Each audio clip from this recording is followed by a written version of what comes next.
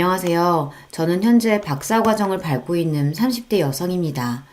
석사 마치고 한동안 짧게 직장 생활도 해보고 세계 일주도 하고 봉사활동도 하는 등 여러 가지 일들을 경험해보다가 공부를 더 하는 게 제 적성에 맞을 것 같다고 생각하곤 다시 학교로 돌아왔어요. 오랜만에 공부를 하려다 보니 아무래도 적응하는 게 쉽지만은 않아 적잖이 고생을 하기는 했지만 마지막 논문 심사만 통과하면 꿈에 그리던 박사학위를 딸리만 남아서 기대가 큽니다. 박사학위를 위해 다시 학교로 돌아오기 전 제게도 인생의 중대사라고 할 수 있는 일이 여럿 있었습니다. 그 중 하나가 바로 결혼 문제인데요. 한때 가족이 되리라 생각했던 그 사람과 그 집안과의 갈등으로 적지 않은 마음고생을 해야만 했습니다. 당신 자식 귀한 만큼 저도 우리 집에선 둘도 없는 귀한 자식이에요. 그런 남의 집 귀한 자식 업신여기며 뒷조사까지 해놓고 그럼 조용히 넘어가실 수 있을 줄 알았어요? 내가 처음부터 알았으면 그렇게까지 했겠어? 네가 진작 얘기를 해줬으면 내가 그랬겠냐고? 어떻게 그걸 내 탓으로만 돌릴 수가 있니? 그러니까 네가 말 좀 잘 해줬으면 긴 말 필요 없고 본인이 뿌린 씨앗 본인이 알아서 거두세요. 결혼 준비하는 사람들은 흔히 당하기 쉬운 게 결혼 이야기가 나오면 지금까지 상상도 못했던 모습이 내 부모에게서도 나온다는 점들이라고 하죠. 저도 그렇지만 예비 남편 역시 자기 어머니한테 그런 면이 있을 줄은 꿈에도 몰랐을 겁니다.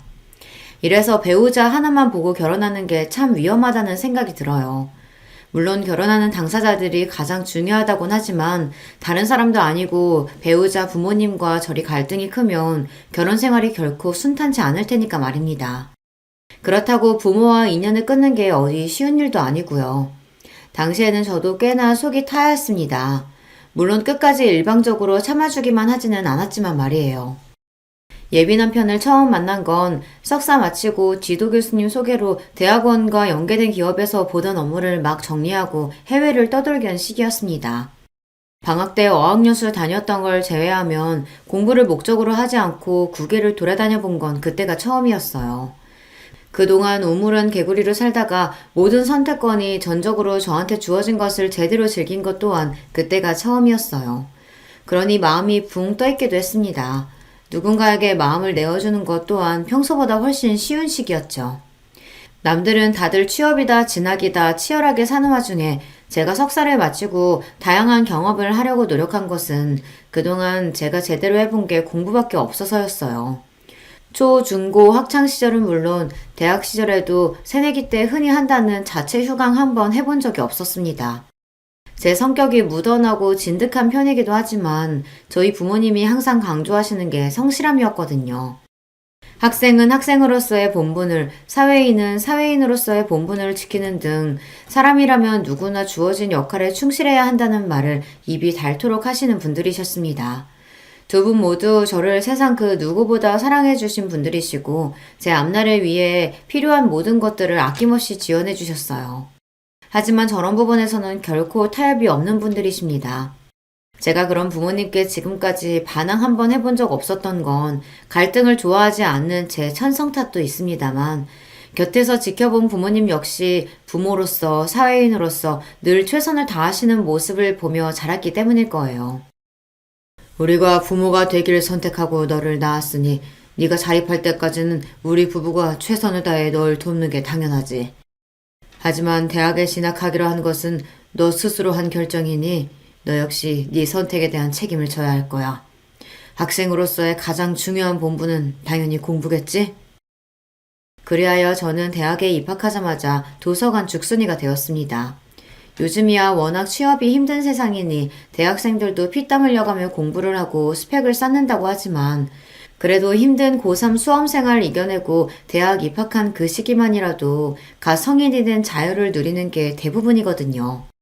저 역시 그런 자유를 누리고 싶다는 생각을 아주 해보지 않은 건 아니었습니다만 대학 합격이 결정되고 부모님과 약속한 것이 있었어요. 집에서 제 대학 등록금과 용돈을 책임져 주시겠다고 약속하셨지만 거기에는 조건이 있었습니다. 우리도 너를 위해 우리가 할 수 있는 지원은 최선을 다해 해보겠어. 하지만 그만큼 너도 학생으로서 노력을 해야 하지 않겠니? 아무리 자식이라지만 학생으로서 본분을 다하지 않는데 적지 않은 돈을 등록금으로 쓰면 아까운 일이지. 그렇게 부모님이 요구하신 건 매 학기 평균 성적 A를 받아오는 것이었습니다. 그 밑으로 떨어지면 용돈과 등록금 지원을 중단하겠다고 하셨죠. 사람에 따라서는 저희 부모님이 그래도 자식 일인데 너무 야박하지 않냐고 생각할지는 모르겠으나 저는 그런 대로 수용을 했습니다. 요즘 등록금이 어디 한두 푼도 아니고 아무리 부모라고 해도 비싼 등록금 줘서 학교 보내놨더니 탱자탱자 놀기만 하면 길바닥에 돈을 버리는 기분이 들지 않겠어요? 물론 요즘은 다들 성적 관리를 하는 추세이니 A 받는 게 쉬운 일은 아니기에 기준이 좀 높다고 생각하긴 했지만 집에서 지원받지 못하는 형편의 친구들 중에서는 알바를 하는 와중에도 성적 장학금을 노릴 정도로 빡빡하게 사는 친구들도 제법 있었어요. 그런 거 생각하면 저희 부모님이 내거신 조건에 토다는 것도 배부른 소리였죠. 결국은 저 잘 되라고 내거신 조건이기도 하고요. 성적 잘 받아서 좋은 건 결국 저일 테니까요. 그리하여 초, 중, 고 시절에도 조용히 공부만 열심히 하던 범생이었던 제 생활은 대학에 왔다고 해서 크게 달라지지 않았습니다. 사실 알바 안 하고 용돈 받았어도 그 성적 맞추려면 별로 시간 여유가 없었어요. 그렇게 휴학 한 번 안 하고 열심히 대학 생활을 했고 곧바로 진학한 대학원 석사과정 역시 마찬가지였습니다.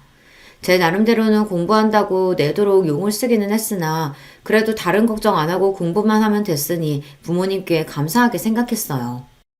그리고 석사과정이 마무리될 쯤 되자 그제야 제 앞으로의 인생을 어떻게 설계할지 심각하게 고민이 되기 시작했어요. 그동안 워낙 스펙 관리를 잘해야 하기 때문에 바로 취업을 하든 박사과정을 준비하든 크게 무리는 없었으나 문제는 그 어느 쪽으로도 마음이 확 끌리지 않았다는 겁니다. 생각해보면 저는 항상 제 앞에 주어진 의무와 역할을 수행하는 데 급급한 나머지 저 스스로에 대해 깊게 고민해보는 시간이 부족했던 것 같습니다.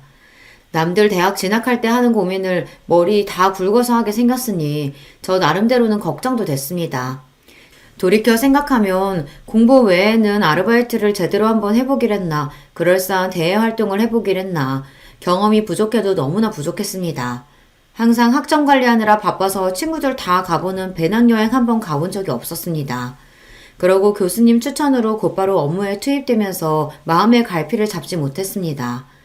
방황은 청춘의 특권이라고들 하는데 저는 항상 주어진 것에 최선을 다하며 똑바로 걸어오기만 했으니 그런 생각이 들만도 했지 싶어요. 물론 그게 잘못되었다는 것은 아니고 제 경우에는 경험하지 못하고 지나온 것들에 대한 아쉬움이 진하게 남는다는 것이 문제가 되었다는 얘기예요. 그렇게 프로젝트가 끝난 후 제 인생 최초로 무계획 세계 일주를 떠나게 되었습니다. 석사 과정하면서 교수님께서 많이 배려해 주신 덕에 산하협력으로 공부와 일을 병행하는 경우가 꽤 많았기에 제법 넉넉하게 자금이 모였습니다. 저희 부모님 성격에 아무런 계획도 없이 떠나는 마당에 그 큰 돈을 이유 없이 턱턱 내어주실 분들도 아닐 뿐더러 저도 이제 나름 사회인인데 그런 걸로 집에 손 벌릴 생각은 없었습니다. 부모님 역시 경제적으로 독립한 제가 내린 결정을 존중해 주셨습니다. 사실 갑자기 제가 쉬면서 외국으로 떠돌아다니겠다고 하면 반대부터 하실 줄 알았는데 제 생각보다 저에 대한 부모님의 믿음이 없지는 않았던 것 같아요. 이제 우리 품에 가두고 보호해야 할 마냥 어린애가 아닌데 당연히 네 뜻을 존중해줘야지. 단, 선택에는 항상 책임이 따르는 거 잊지 말고.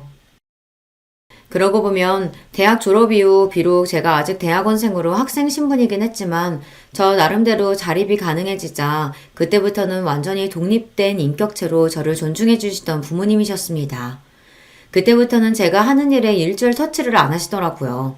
그런 면에서는 참 쿨한 분들이셨어요. 자식 인생을 본인 인생과 동일시하고 휘두르려고 하는 부모도 많다던데 저희 부모님은 부모 자식 간에도 내 인생과 네 인생 구분이 철저하신 분들이셨어요. 그렇게 기대 반 두려움 반으로 그간 경험해보지 못한 미지의 세계로 출발했습니다. 처음에는 가볍게 여행 목적으로 유럽 대륙 쪽을 돌다가 충동적으로 아프리카 대륙에까지 흘러들어가게 되었어요. 이렇게 길게 시간을 빼지 않으면 앞으로 아프리카에 가볼 기회는 없겠다는 생각이 드니 주저하는 게 시간 낭비처럼 느껴지더라고요. 아프리카는 제가 생각했던 것 이상으로 아름다웠고 또 제 기대 이상으로 덥고 힘들고 저를 지치게 하기도 했어요. 아무래도 우리나라에 비교하면 치안 역시 여자 혼자 돌아다니기에는 우려되는 부분이 있어서 마냥 자유롭게 돌아다닐 수만도 없었습니다. 그러던 와중에 접하게 된 게 바로 해외 봉사활동이었어요. 아직 낙후된 지역이 많다 보니 몇 안 되는 도시를 떠나면 도움의 손길을 요하는 사람들이 지천에 널려 있었습니다. 처음에는 잠깐 다른 소도시로 떠나기 전에 손이라도 빌려줄까 싶어 초보 자원봉사자들이 할 만한 자잘한 소일거리를 돕던 것이 어느덧 본격적으로 두 팔 걷어붙이고 자원봉사에 뛰어들게 되었습니다. 그도 그럴 것이 도울 것이 끝도 없이 이어졌습니다. 게다가 특히 도움의 손길이 필요한 어린아이들이 많다 보니 눈에 밟혀서 쉽게 그만두기도 힘들더라고요.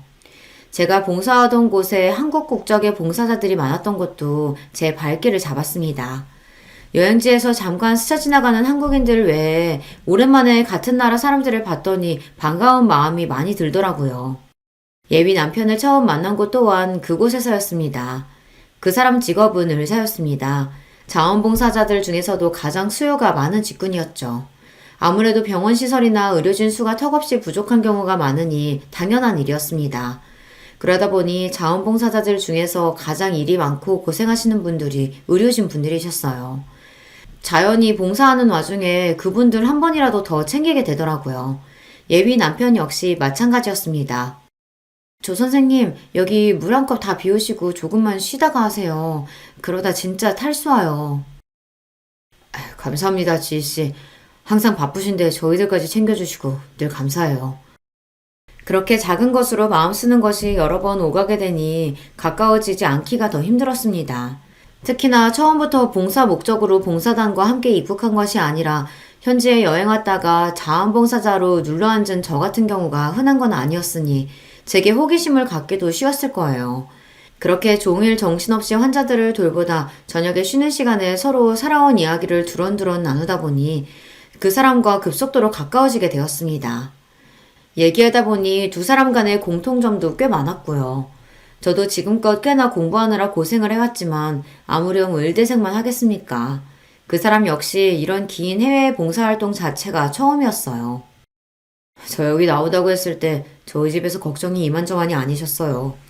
힘들게 공부해서 의사 됐으니 이제 제 갈 길 가겠지 싶었는데 갑자기 의료봉사단으로 아프리카에 가겠다고 선언을 했으니 집안이 발칵 뒤집어졌죠. 그동안 제가 집에서 큰 소리 한 번 내본 적이 없었거든요. 딱히 사춘기를 험하게 겪은 것도 아니라 조용히 넘어가기도 해서 지금 여기 온 게 제 인생에서는 첫 반항이나 마찬가지예요. 이 나이 먹어서 반항이라는 말도 우습긴 하지만 저희 어머니 입장에서는 그러셨겠죠. 저야 저를 돌아보고자 하는 생각에 떠난 여행이니 반항이라고까지 할 건 아니었지만 그 외의 상황을 생각해보면 저와 크게 다르지 않다는 생각이 들었어요. 성격 역시 저처럼 수더분하고 지금껏 살면서 크게 갈등을 겪지 않은 것 또한 참 잘 맞는다고 생각했고요. 비슷한 성격과 환경에 말도 잘 통하고 거기다 타지에서 동양인들이 함께 고생하면서 쌓은 끈끈한 정은 무시 못할 일이거든요. 한국에서였으면 그렇게 처음 보는 사람과 이성적으로 빨리 가까워지지는 못했을 텐데 그 사람하고는 순식간에 가까워졌습니다. 그렇게 그 사람이 먼저 봉사단 일정을 마치고 돌아가고 얼마 지나지 않아 저도 박사학위 취득을 위해 대학원 진학을 결심하고 귀국하면서 한국에 돌아왔어요. 저희 둘 만남은 그렇게 계속 이어졌습니다. 의사인 그 사람도 많이 바빴지만 저 역시 잠시 학교를 떠나 있다가 다시 공부를 시작하려니 여간 힘들지 않더라고요. 두 사람 모두 바쁘니 연애 시작한 지 얼마 되지 않았다고 내도록 붙어 있을 수는 없었지만 그래도 어떻게든 짬을 내 그 사람이 저를 찾아오면서 나름대로 잘 만났습니다.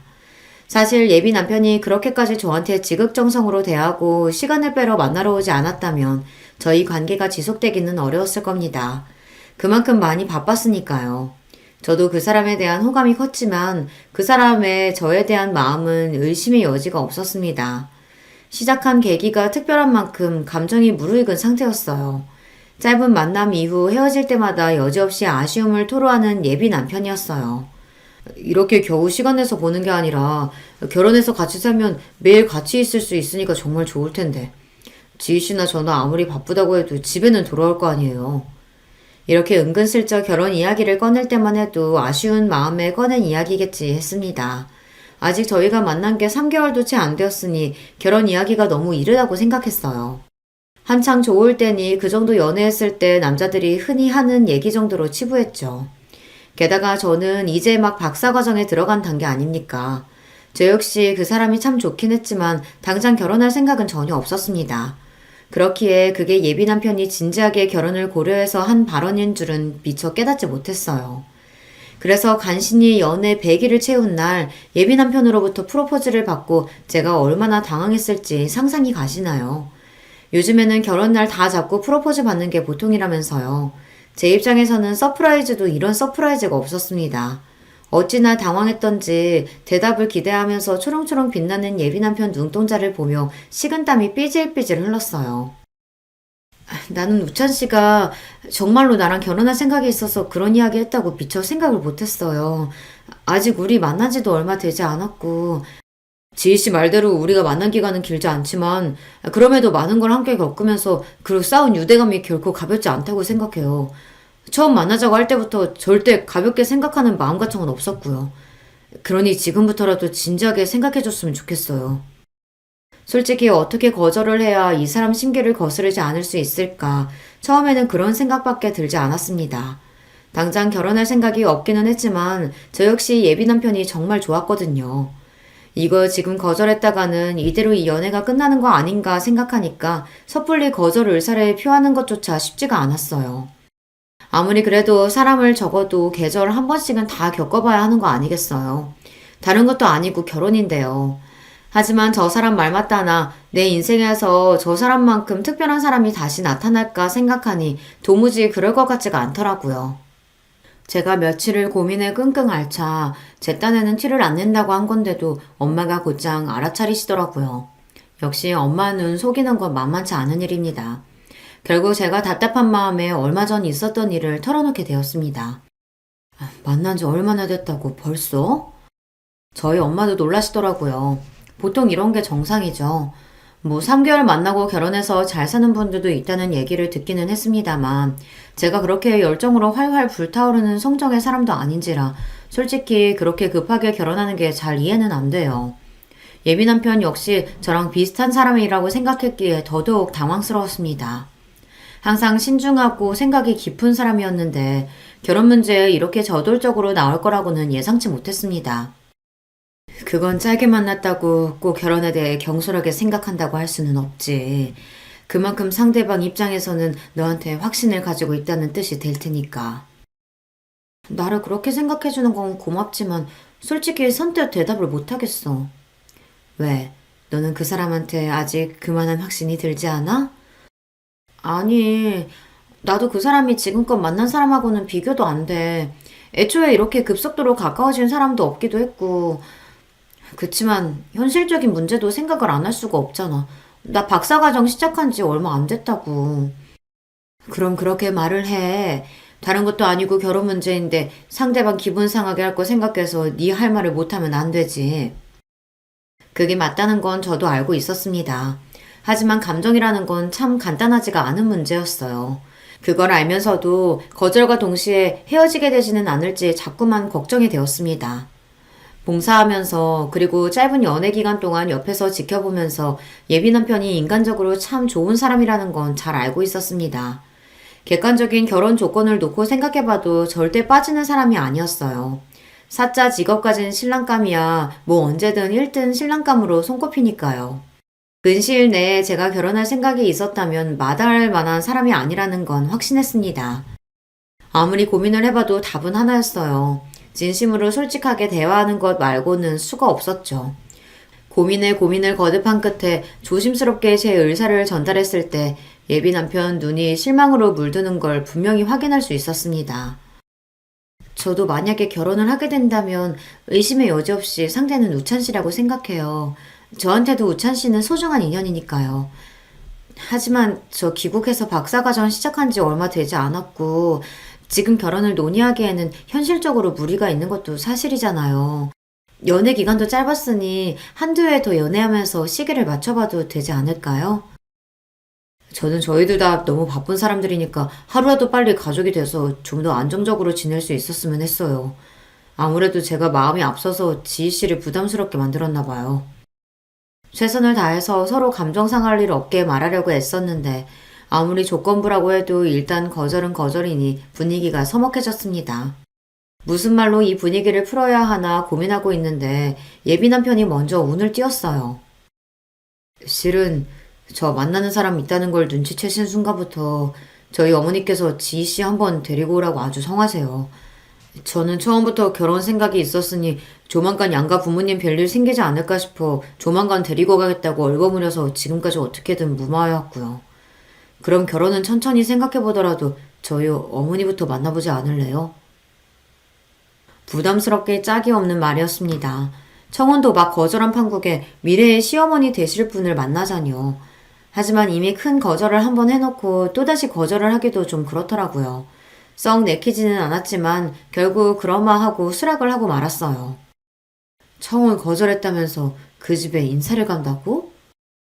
결혼 이야기 잘 정리하러 다녀온다고 해놓고 예비 시어머니 만나뵐 날을 받아왔다는 말에 저희 부모님 두 분 다 황당해 하시더라고요. 하긴 수락도 아니고 거절을 해놓고 곧장 상대의 어머니를 만난다고 하는데 상황이 요상하게 느껴지는 게 당연한 일이겠죠. 제가 그 말을 하면서도 황당했으니 부모님은 오죽하셨겠어요. 어째 상황이 요상하게 돌아간다. 그러게 이러다 우리 딸 자기도 모르는 새에 호로록 시집 가는 거 아니야? 아니야. 그냥 딱 인사만 드리고 오는 거야.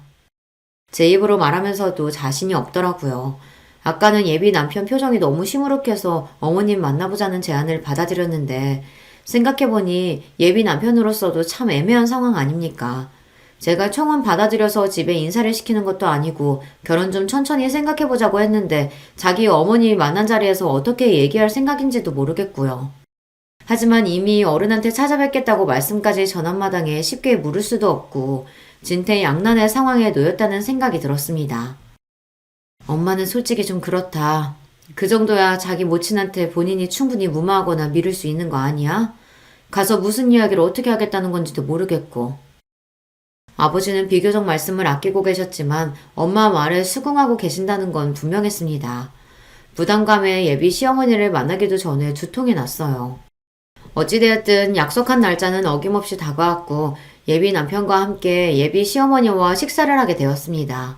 그렇게 처음 뵌 예비 시어머니는 머리부터 발끝까지 명품을 휘감은 도도한 인상이셨습니다. 아가씨가 우리 우찬이랑 해외 봉사에서 만났다는 사람이구나. 내가 너무 궁금해서 우리 아들을 좀 들볶았어요. 괜찮죠? 네, 그럼요. 그럼 그 자리에서 아니요, 부담스러웠어요. 그런 소리를 어떻게 하겠어요. 그저 트집 잡히지 않으려고 입에 경련이 오도록 미소를 짓는 와중에 긴장감이 풀리지를 않았습니다. 딱 보기에도 예비 시어머니는 만만치가 않아 보였습니다. 얘가 어릴 때부터 머리가 좋고 성격이 다정해서 크면서 내 속 한 번 썩인 적이 없었어요. 성적이 워낙 잘 나오니 아까운 마음에 의대가라고 했을 때도 군말 없이 따랐고 애가 참 효자거든. 그러니 내가 얘 갑자기 아프리카 가겠다고 했을 때 얼마나 놀랐겠어? 거기가 어디 보통 땅이야? 내전도 많고 전염병도 돌고 그런다던데 내가 어찌나 가슴이 철렁하든지.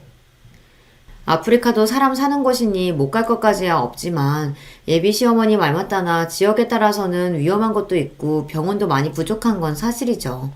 부모 입장에서는 걱정이 될 수도 있다는 생각이 들었습니다. 비록 다 커서 의사까지 된 아들을 여전히 너무 품 안의 자식처럼 싸고 둔다는 느낌을 지우기는 힘들었지만 말이에요. 그런 생각을 하던 와중에 새침한 눈길로 저를 바라보던 예비 시어머니가 제게 물으셨어요. 나는 다 큰 아들 자식 아프리카 내보내기도 쉽지가 않던데 지희 씨 집에서는 크게 신경을 안 쓰시나 봐요? 딸 자식이면 더더욱 걱정이 될 만도 한데 부모님이 많이 바쁘신가 봐? 저희 부모님이라고 어떻게 걱정이 없으셨겠어요. 저도 우찬 씨랑 비슷하게 자라서 지금까지 제 나름대로는 크게 부모님 속썩이지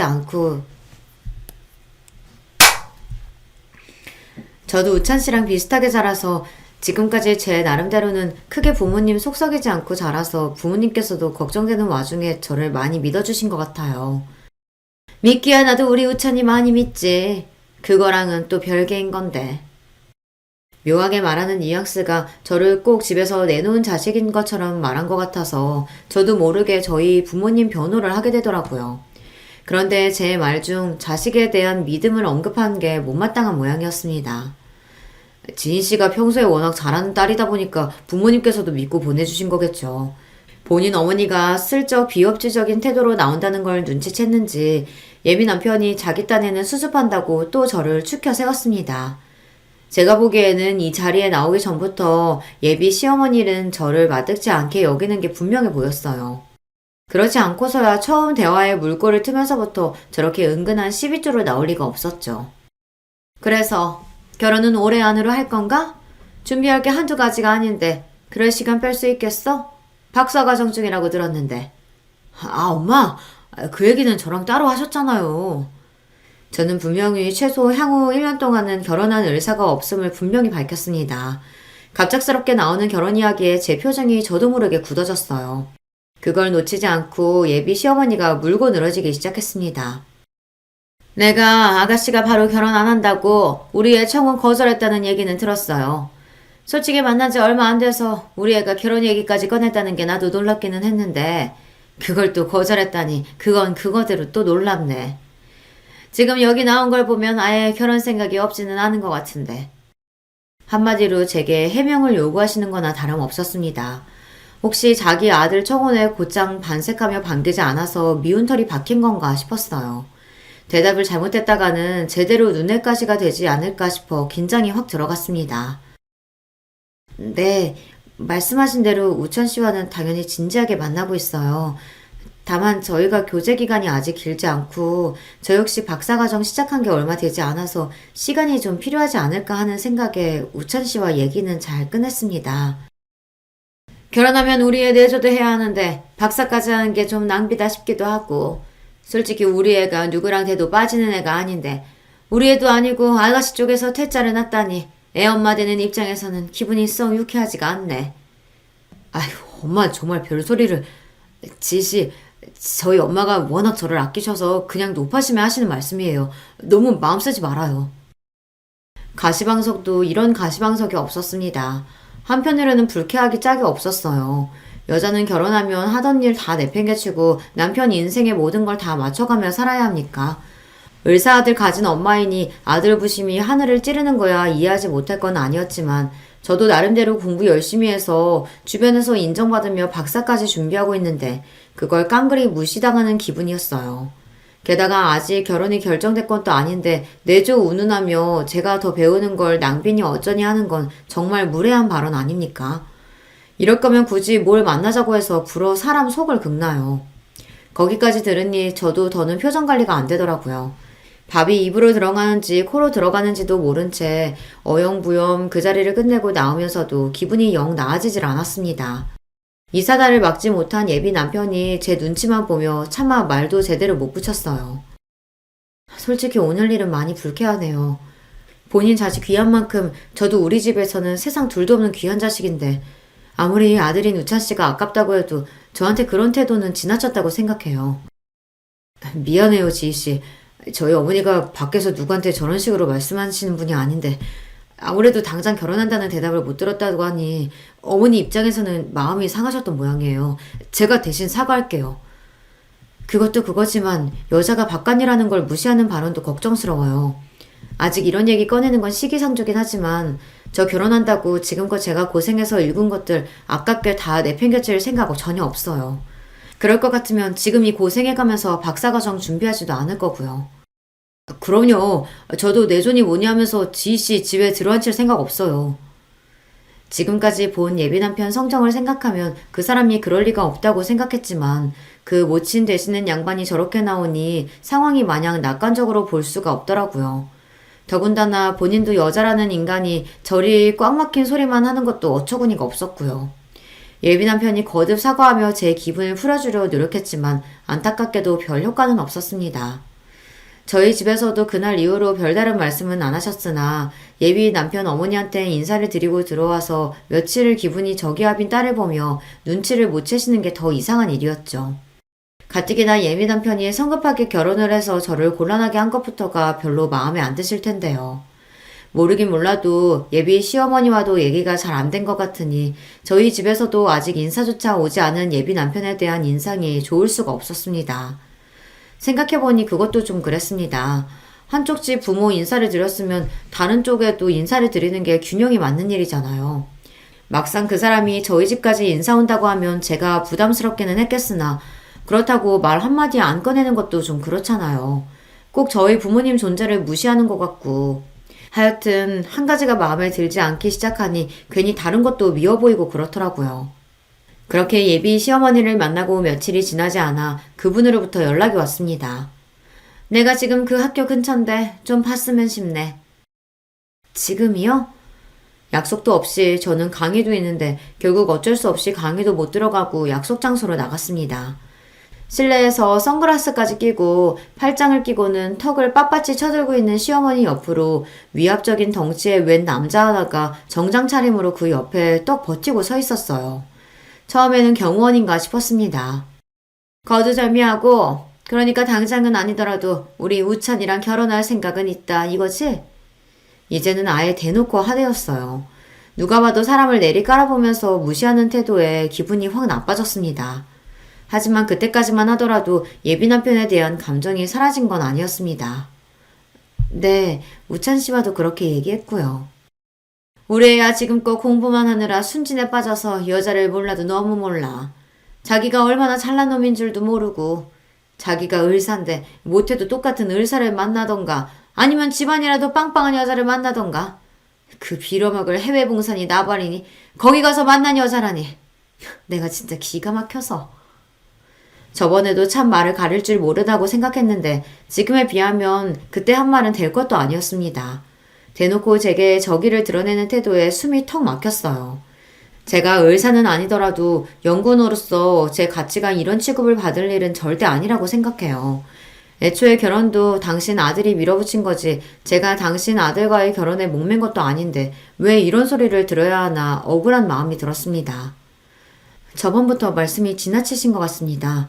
정 제가 마음에 들지 않으시면 애초에 만나시지 않으실 수도 있으셨고 아드님 통해서 나는 이 결혼 성사되길 원치 않는다고 하시면 될 일을 굳이 저를 불러내서 이렇게 모진 말씀 하실 거 없잖아요. 우찬 씨 귀한 아드님인 것만큼 저도 저희 집에서는 귀한 딸 자식이에요. 말씀 함부로 하지 말아주세요. 어디 어른이 말씀하시는데 따박따박 말댔고요. 하나를 보면 열을 한다고 딸년 교육을 이따위로 시켰는데 그 부모라고 제대로 됐겠어? 애초에 정신머리가 있는 부모라면 딸 자식 혼자 외국으로 돌리는 게 말이 되냐고. 여자가 조신하지 못하게. 다니면서 어떻게 놀고 다녔는지 알게 뭐야? 저도 모자라서 제 부모님 욕에 외국에서 어떻게 놀았느냐니 하는 그 천박한 발언은 또 뭡니까? 이쯤 되니 그냥 저랑 개싸움하려고 불러낸 건가 진짜 제정신인가 싶었어요. 물에도 정도 것이지 지금 그게 무슨 말씀이세요? 그쪽이 뭐라고 저희 부모님한테 그런 모욕을 주세요. 당장 사과하세요. 사과? 사과는 내가 받아야지. 순전히 내 아들 꼬여낸 것도 모자라 감히 네 주제에 내 아들 청혼을 거절해? 네가 어디 가서 을사 남편 만날 재주가 있다고? 도대체 뭐 하자는 건지 모르겠네요. 제가 우찬 씨랑 결혼하는 것도 싫고 제가 우찬 씨 청혼을 거절하는 것도 싫고 뭐 어쩌자는 거예요? 당연히 내 잘난 아들이 널 차야지. 10살짜리만도 못한 소리를 바락바락 내지르는 꼬락서니를 보고 있자니 기가 막혀서 말문이 막혔습니다. 이런 꼴까지 봤는데 저라도 저런 여자 며느리가 되고 싶겠어요. 자기 어머니가 어떤 사람인 줄 알고 저한테 굳이 인사까지 시킨 예비 남편에게까지 정이 떨어질 지경이었습니다. 정말 기가 막히네요. 아드님 그리 아까우시면 그냥 끼고 사세요. 이게 말버릇하고는 내 아들은 내가 너랑 비교도 안 되는 잘난 여자 찾아서 붙여줄 거야. 이 건방진 거. 내가 너 이대로 곱게 놔둘 것 같아? 김비서, 당장 전현 지금까지 어떻게 살았는지, 부모란 인간들은 뭐하는 인간들인지 하여튼 걸리는 건 다 싹 철저히 조사해봐. 너 어디 하나라도 걸리면 보자. 미쳤어요? 지금 누구 뒷조사를 한다는 거예요? 옆에 장승처럼 서있던 덩치가 저 여자 집안 비서였던 모양입니다. 예비 남편 아버지가 사업을 한다고 들었으니 회사 비서인지 저 여자 개인 비서인지까지는 모르겠으나 그 인력까지 끌어와서는 저를 겁이라도 줄 요량이었겠죠. 아주 입을 열면 열수록 천박함이 줄줄 흘러내렸습니다. 나야말로 나한테 입다 이러고는 당신 가만히 둘 줄 알아? 당신이야말로 각오 단단히 해.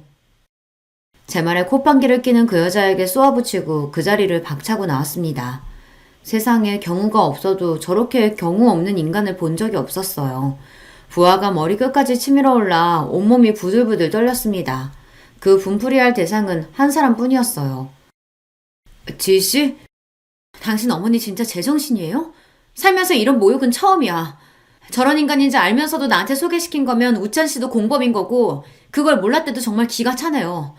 나도 그런 사람이랑 가족으로 엮일 생각 추워도 없어요. 결혼이고 뭐고 싹 다 없던 걸로 해요. 그러고는 전화를 확 끊어버렸습니다. 그러고 일주일을 예비 신랑을 만나주지도 전화를 받지도 메시지에 답을 해주지도 않았습니다. 고작 이 정도로는 성에 차지 않았지만 따지고 보면 예비 남편보다는 예비 시어머니에게 한껏 퍼부어줘야 이 분이 풀릴 것 같았습니다. 그렇게 딱 일주일을 채운 후 저는 그 예비 시어머니라는 집에 쳐들어갔습니다. 그 여자가 저를 불러냈을 때 제 비서까지 들러리를 시키며 위압감을 조성했으니 저도 제 지원군과 함께했어요. 바로 제 어머니의 비서였습니다. 야, 너 여기가 어디라고 쳐들어와? 여전히 기세가 등등해서는 눈을 부라리며 제게 위협적으로 소리치는 그 여자였습니다. 하지만 저에게는 그저 우스울 따름이었죠. 제 딴에는 화가 나서 길길이 날뛰느라 제 옆에 있는 사람은 보지도 못하는 것 같았습니다. 왜? 내가 어디 못 올 때 왔어요? 더럽게 잘난 척 하더니 집이라고는 쥐똥만한 게 별로 볼 것도 없네. 뭐야?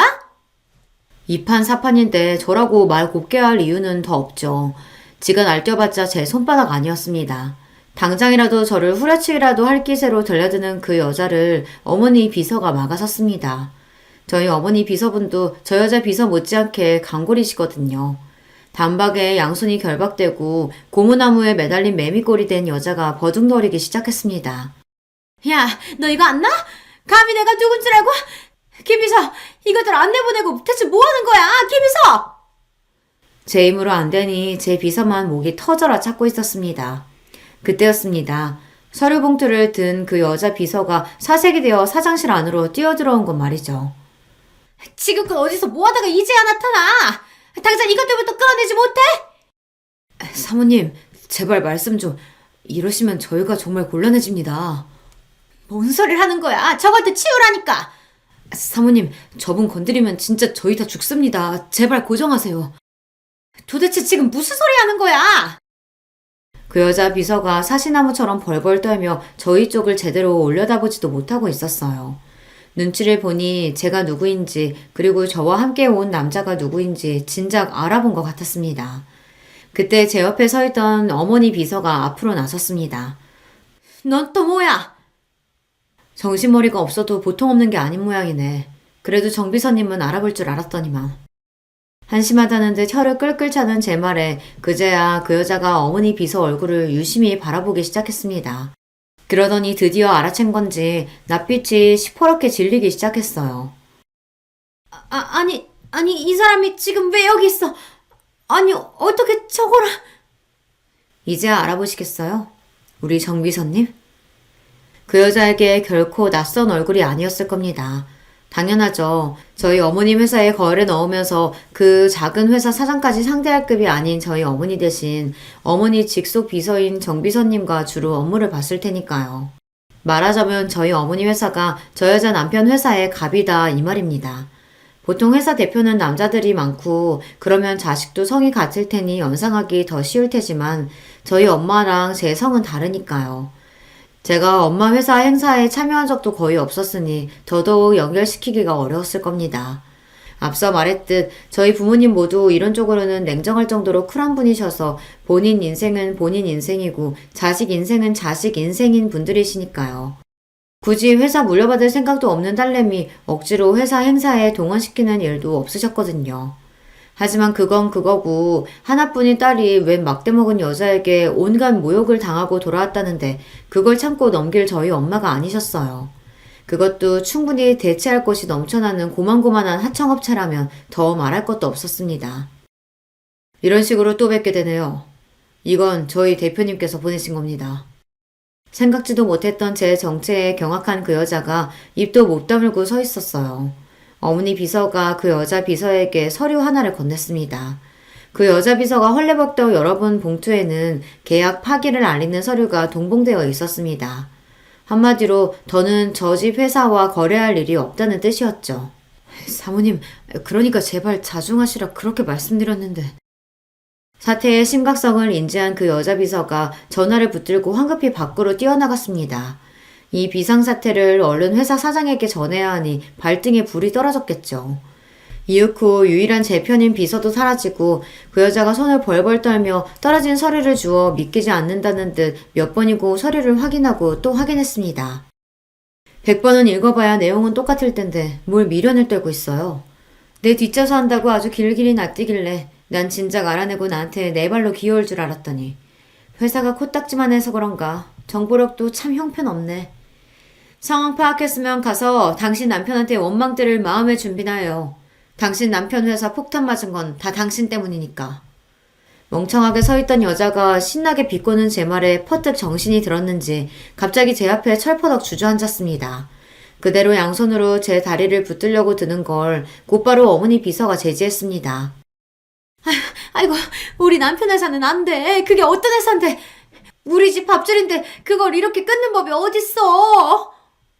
뭐 대단한 인간이라도 된 것처럼 나의 집 귀한 자식 짓밟는 건 되고 내가 당한 만큼 갚아주는 건 왜 안 돼? 덩치까지 끌고 나와서 약하고 만만해 보이는 여자 위협하는 비열한 짓거리 했으면 당신도 되돌려 받아야지. 안 그래? 제 천박한 짓거리가 눈덩이처럼 불어나 초래한 작금의 사태에 돌아버릴 지경인지 부끄러운 줄도 모르고 바닥에 붙은 그 여자가 펑펑 울기 시작했습니다. 그러더니 고 두 손을 모으고 파리처럼 싹싹 빌기 시작했어요. 아이고 아가씨, 내가 사람을 몰라봐도 한참 잘못 보고 내가 이렇게 빌게. 제발 우리 애아빠 회사는 건들지 말아요. 잘못은 나 혼자 했잖아. 내가 시키는 건 다 할 테니까 제발. 집어치워. 그러는 나는 뭘 잘못해서 당신 같은 천박한 여자한테 그 소문을 겪게 만들었어. 우리 부모님은 뭘 잘못했다고 그 모욕을 들어야 했는데 내가 당신 때문에 겨우 그 당신 잘난 아들 때문에 이 꼴을 겪었는데 나라고 사정 봐줄 이유 없지. 다른 사람 함부로 휘두르려고 한댔까 똑똑히 한번 치러봐. 그리고는 그 여자가 바닥을 기든 엎드려 읍소를 하든 신경도 쓰지 않고 그곳을 빠져나왔습니다. 한참 멀어질 때까지 세상이 떠나가라 우는 그 여자 꼴을 보아도 아무것도 아닌 주제에 다른 사람 무시하고 업심여겨 못됨 심보가 다시금 생각나 일말의 동정심조차 들지 않았어요. 계약 파기는 여전히 유효했습니다. 좀 더 정확히 말하자면 얼마 남지 않은 계약 기간을 더는 연장하지 않겠다는 게 맞겠네요. 그러니 크게 법적으로 문제될 것도 없었습니다. 그 집안 꼴은 아주 쑥대밭이 되었어요. 회사야 영문도 모르고 갑자기 폭탄을 맞았으니 갑작스러운 손실을 수습하느라 뿌리가 뽑힐 지경이 되었습니다. 뒤늦게 이 모든 사태가 제 아내의 추악한 만행으로부터 시작된 것을 안 예비 남편의 아버지가 온 가족을 대동하고 저희 집 앞으로 몰려와 석고대죄를 했으나 거래가 재개되는 일은 결코 일어나지 않았습니다. 예비 남편과는 딱 한 번 다시 만나 모든 관계를 정리했어요. 마지막으로 본 지 얼마 되지도 않았는데 눈에 띄게 수척해진 걸 보니 마음이 좋지 않았으나 그 역시 이 모든 일에서 무결하다고 보기는 어려웠어요. 그래도 경우가 없는 사람은 아닌지라 제가 자기 모친에게 어떤 수모를 당했는지 전말을 전부 알고 난 후에는 차마 저희 집에 선처를 바라지도 못하더라고요. 내가 처신 잘했다면 어머니가 저렇게까지 굴지는 못하셨을 텐데 제가 좋다고 결혼 이야기까지 꺼내놓고 이런 일까지 당하게 만들어서 정말 미안합니다. 이제 다시는 지희씨 불편하게 하는 일 없을 거예요. 정말 미안해요. 그래도 천성은 선한 사람이고 좋은 점이 많은 사람이니 저 사람만큼은 잘 살았으면 싶었습니다. 저런 모친 만난 건 저 사람한테도 안타까운 일이죠. 비록 그것까지 함께 짊어질 만큼 그 사람에 대한 사랑이 깊지는 않았던 것 같지만 말이에요. 그 전 예비 시어머니라는 여자가 이혼 소송을 당했다는 이야기를 어머니 비서 통해 전해 듣게 되었어요. 전 예비 남편 아버지 회사가 입은 타격이 그만큼 크다는 뜻이기도 했어요. 보통 애정이 아니고서야 그걸 넘기고 같이 살긴 힘들었을 겁니다. 예전에 전 예비 남편으로부터 친정 형편이 하도 안 좋아서 지금 사모님 소리 듣고 사는 걸 자랑으로 여기고 산다는 자기 어머니 이야기를 들은 적이 있습니다. 이제 사모님 소리는 듣기 글렀으니 하나 남은 유일한 자부심인 의사 아들한테 더 집착하려나 모를 일이죠. 비록 그 의사 아들도 더는 살가운 효자 아들이 아닐 것 같기는 하지만요. 그렇게 크게 마음에도 없던 결혼 문제로 한참 속을 들쑤시다 비로소 정리가 되었습니다. 얼마간 속이 시끄럽긴 했으나 박사 논문 준비하는 일이 보통 힘든 게 아니라 저절로 생각이 싹 비워지더라고요. 역시 저는 공부가 체질인 모양입니다. 제가 진정으로 결혼 생각이 들 때가 아니라면 상대방이 밀어붙인다고 끌려갈 일이 아니라는 걸 이보다 더 확실하게 학습할 수는 없었겠죠. 자기 인생의 중심은 자기 스스로여야 한다는 당연한 사실을 다시금 마음에 새기며 살고 있습니다. 오늘 제가 들려드릴 이야기는 여기까지예요. 결혼을 고민하시는 분들 중 혹시 상대방에게 끌려다니는 것 같다는 생각이 드신다면 한 번쯤 자기 자신만 생각해 보셨으면 하는 생각이 드네요. 아무쪼록 다들 최선의 선택을 하셔서 행복한 결혼 생활 하시길 바랄게요. 이야기 들어주셔서 감사합니다. 반갑습니다. 서울에 사는 30대 중반, 아니 이제 다시 초반이 된 여성입니다. 원래 나이를 먹을수록 눈물이 없어진다고 하잖아요. 그런데 그거와는 별개로 감수성과 포옹력은 더 짙어지는 것 같아요. 요즘에 툭하면 서글프고 별일도 아닌데 마음 아파하고 내일도 아닌 일에 쉽게 이입하고 저는 요즘 특히나 다른 사람들의 이야기에 감정적으로 크게 공감하곤 해요. 세상은 넓고 사연은 다양하니 이렇게 방구석에 누워있어도 갖가지 삶을 들여다볼 수 있잖아요. 듣기만 해도 참 화나고 어이없거나 가슴 아픈 일들이 많더라고요.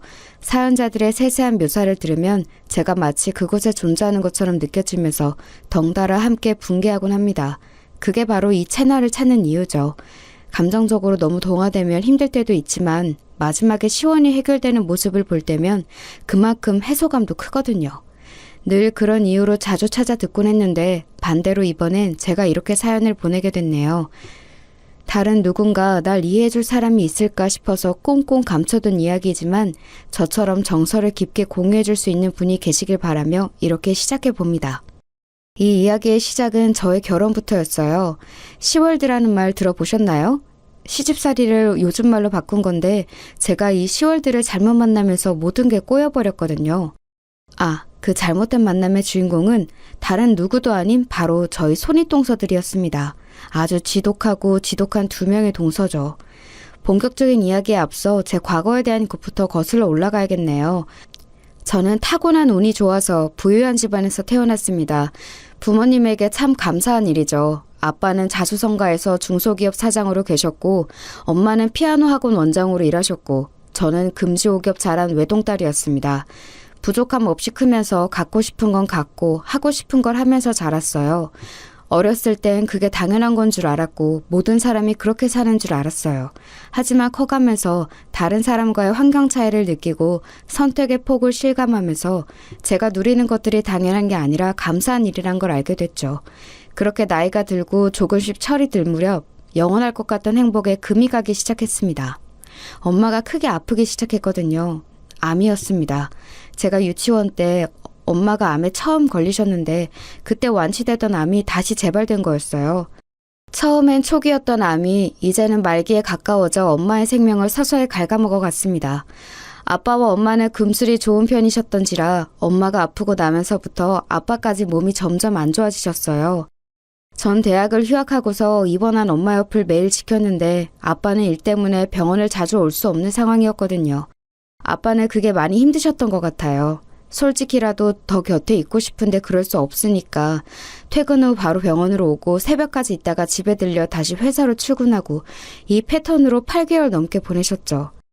그러면서 아빠는 살이 15kg 이상 빠졌고 머리도 어느새 흰머리로 가득 찰 정도였어요. 항상 말끔해 보이던 아빠가 이제는 마치 일상을 포기한 사람처럼 보이더라고요. 물론 엄마의 모습에는 비할 수 없었습니다. 항암 치료를 시작하면서 엄마는 눈에 띄게 양상해지고 파리해져 갔거든요. 정말 말 그대로 목숨이 깎여가는 걸 육안으로 확인하는 기분이었습니다. 엄마가 걱정할까봐 눈물이 날 때면 화장실로 도망쳐서 엉엉 울고 다시 병실로 돌아왔어요.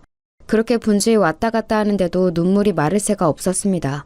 엄마는 살기 위해 안간힘 써서 버티는데 사실 아빠랑 저는 알고 있던 것 같아요. 엄마에게 죽음이 가까워지고 있다는 걸. 우리에게 남은 시간이 별로 없다는 걸요. 나중에 후회하고 싶지 않아서 엄마에게 사랑한다는 표현도 더 많이 더 자주 하게 되었고 사진과 영상도 함께 많이 찍고 나름대로 준비를 많이 했어요. 평소에 좀 많이 해둘 걸 싶기도 했죠. 엄마가 건강할 때 찍은 사진보다 아플 때 찍은 사진이 더 많은 것 같아서 그게 좀 마음 아프더라고요. 그렇게 하루 이틀, 한 달, 두 달이 흐르고 엄마는 결국 돌아가셨습니다. 엄마가 남긴 유언을 저는 평생의 좌우명으로 삼게 됐어요. 살아가며 마주한 이들에게 손을 내밀어주고 그들이 내밀어준 손을 잡으며 나아가라는 말이었죠. 언제나 남들에게 묵묵히 베풀며 살아가던 엄마다운 마지막 유언이었죠. 평소 엄마는 남에게 베풀면 그보다 더 큰 복을 돌려받을 거라는 신념을 갖고 사셨거든요. 제가 꼭 그렇게 하겠다고 하자 엄마는 죽음 앞에서도 천사 같은 미소를 보이며 사랑한다는 말을 간신히 내뱉고선 조용히 눈을 감으셨습니다. 아빠는 엄마의 죽음 후 더 이상 그 집에서 살기 싫어하셨어요. 저 때문에 어쩔 수 없이 집에 들어오셨지만 엄마와 함께 쓰던 안방에는 가지 않고 서재에 들어가서 주무셨죠. 엄마가 떠나고 3개월간은 울지도 않고 슬픈 내색도 하지 않으셨는데 어느 날 엄마가 쓰던 앞치마를 발견하고선 식탁 앞에서 펑펑 눈물을 쏟아내셨어요. 그 모습을 본 저도 통곡할 수밖에 없었죠. 그때 처음으로 아빠한테 이사 가자고 이곳을 떠나자고 말했던 것 같아요. 사실 그 집은 엄마에 대한 추억과 그리움으로 똘똘 뭉쳐 있어서 떠나면 안 될 것 같은 책임감을 갖고 있었거든요. 그런데 그 책임감 때문에 아빠와 제 감정에 발이 묶여있는 느낌이었어요. 대놓고 슬퍼하기도 어렵고 그렇다고 외면하기도 힘든. 그런데 아빠가 우는 모습을 보니 이젠 한계인 것 같아서 그런 생각을 떨쳐내고 떠나자 한 거였습니다. 거절할 줄 알았던 아빠는 뜻밖에도 알겠다고 답하셨어요. 아마 아빠도 똑같이 한계였던 것 같아요. 어디로 갈지 내내 생각해 보았는데 아빠는 제게 조심스럽게 귀농을 하고 싶다고 하셨습니다. 텃밭을 키우고 반려동물과 지내며 검소하고 조용히 살고 싶다고 하셨죠. 원래 할아버지도 농사를 짓다가 서울에서 공장 일을 시작하셨고 아빠가 그 뒤로 일을 물려받아서 지금의 자리까지 오르셨던 거거든요. 아빠에게 시골은 그렇게 먼 곳이 아니었던 거죠. 아빠는 결국 회사를 다른 이에게 넘기셨고 모든 걸 훌훌 털어버리고서 시골로 내려가셨습니다. 그 마을은 할아버지의 고향이었고 인구가 30가구도 안 되는 작은 동네였어요. 집은 방 2개가 있는 생각보다 큰 집이었는데 아무래도 깨끗하고 세련된 곳과는 거리가 먼 정감 있는 분위기였습니다. 그렇지만 둘이 살기엔 적당한 곳이었으니 더 바랄 게 없었죠. 게다가 집 앞엔 커다란 마당도 있으니 채소도 심을 수 있고 아침마다 짧은 산책하기도 좋아서 여러모로 만족스럽더라고요. 아빠는 서울 생활을 정리한 돈만으로도 평생은 먹고 살 수 있다며 더는 아등바등 살기보다 여유를 갖고 천천히 세상을 둘러보며 살고 싶다고 하셨는데 그 생각과 딱 맞는 환경이었어요. 저도 대학 근처에 월세방을 얻고서 학교를 초고속으로 졸업한 뒤 아빠를 따라 시골로 내려갔어요. 당장은 취업보다 아빠 곁에서 시간을 보내는 게 좋을 것 같다고 생각했거든요. 그때를 시작으로 아빠와 한적한 시골 동네에서 지내게 되었고 그게 어느덧 3년이나 되었죠. 그 몇 년의 시간이 제겐 가장 뜻깊은 시기였어요. 많은 고민과 생각을 하며 삶의 의미에 대해서 다시 돌아보는 재고의 시간이었거든요. 제 인생의 터닝포인트나 마찬가지였습니다. 뚜렷하게 무언가를 이룬 건 아니지만 살아가는데 자양분이 될 수 있는 경험을 많이 했죠. 3년간 책을 300권 넘게 읽었고 명상과 요가, 등산과 밭일을 하면서 건강을 돌보았죠.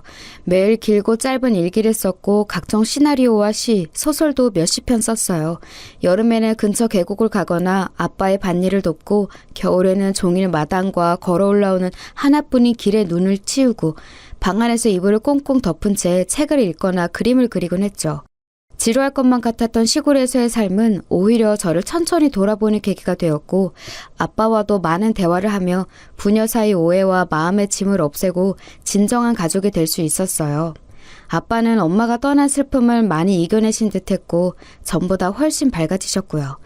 동네 주민들과 어울려 여행도 가실 정도였죠. 그게 전부 다 제 덕분이라던 아빠의 말이 아직도 기억에 남아요. 그렇지만 처음 아빠 곁에서 지내게 될 때부터 아빠는 몇 번이나 제게 마을을 떠날 것을 권유하셨습니다.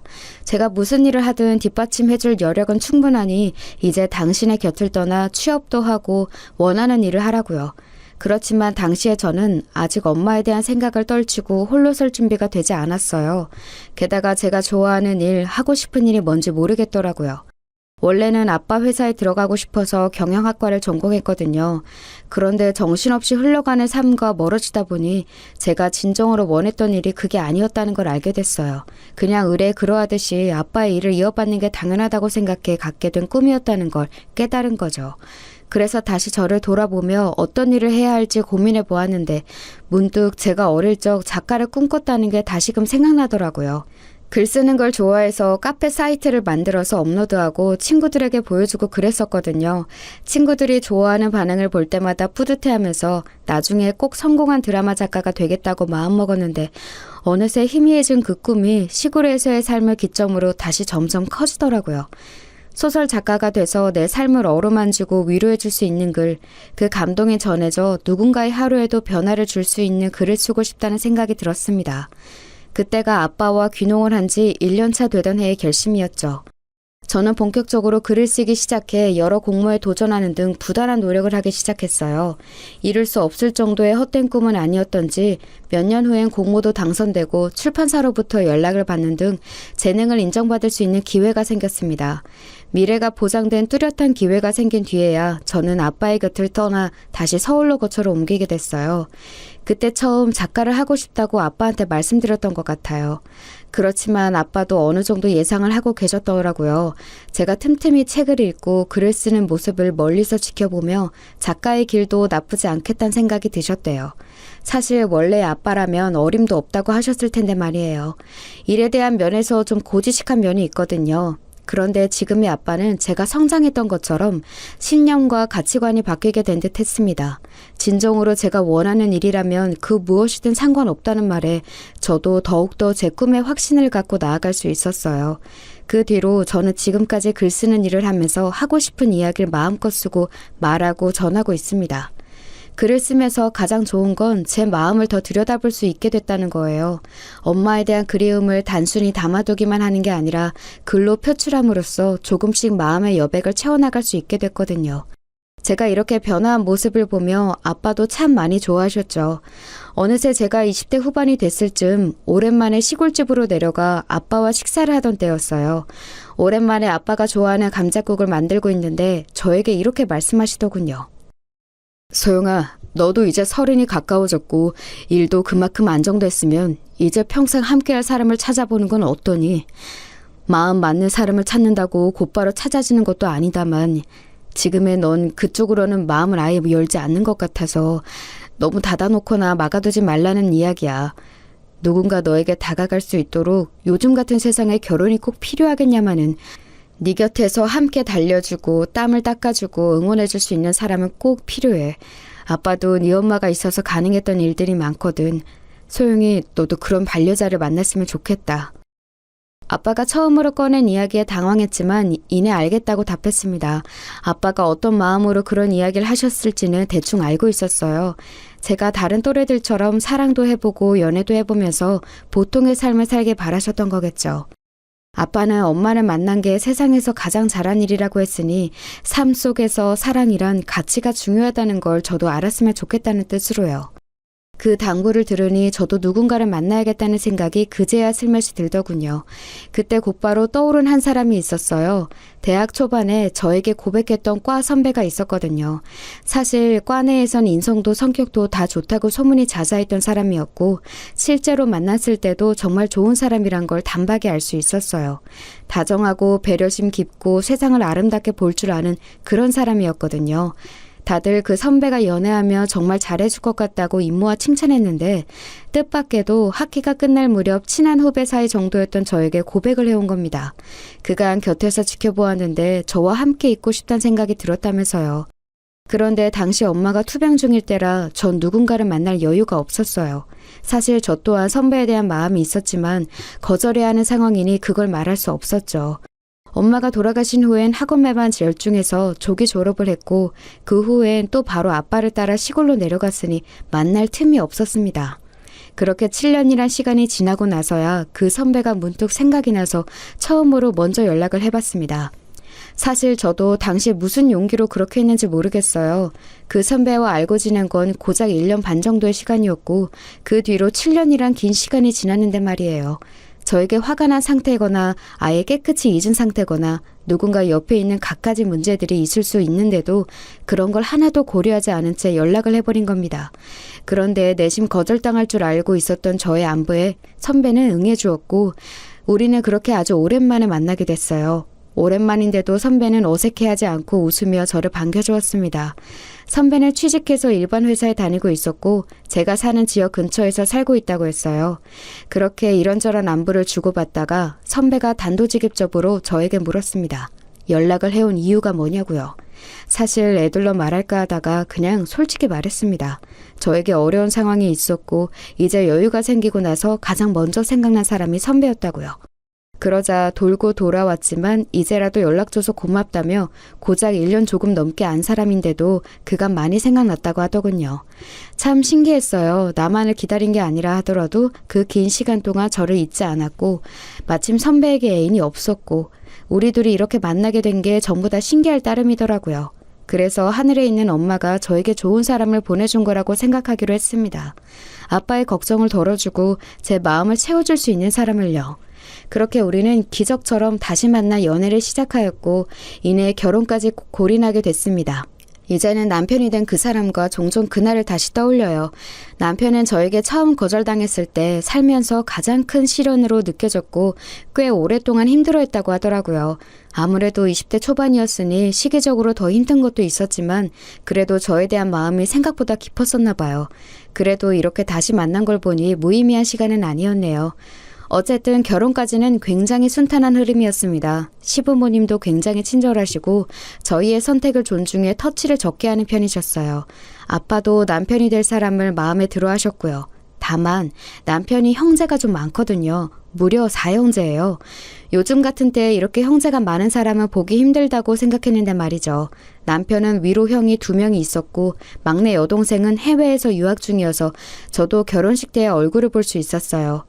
남편은 형제가 많아서 좋다고 하더라고요. 형들이랑 특히 우애가 좋았대요. 큰형은 남자답고 위계질서를 중요시 여기는 마초 같은 성격이지만 동생들을 끔찍히 아껴주는 편이라 하고요.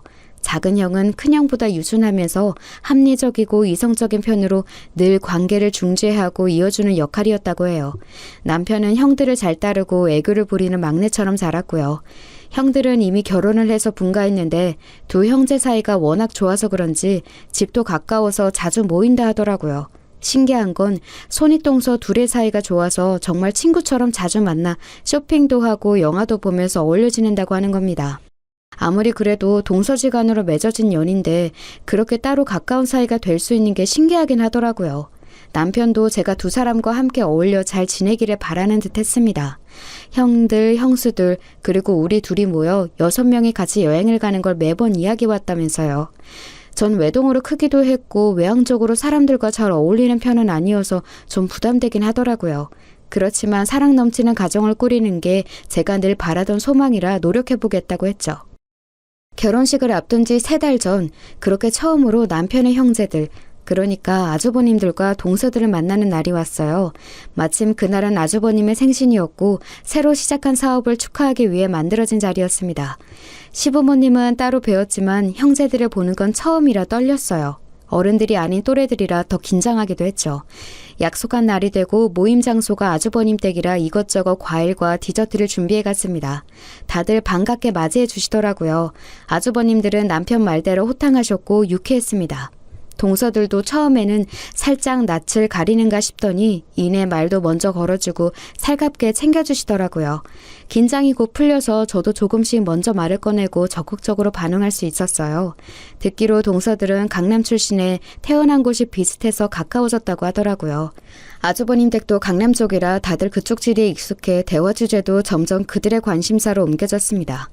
강남 집값, 땅값, 새로 생긴 상권과 관련 정책, 아이들 교육시설 등등 서울로 다시 온 지 얼마 안 됐고 지역에 크게 관심이 없던 저는 주제를 따라가지 못하고 듣고만 있었죠.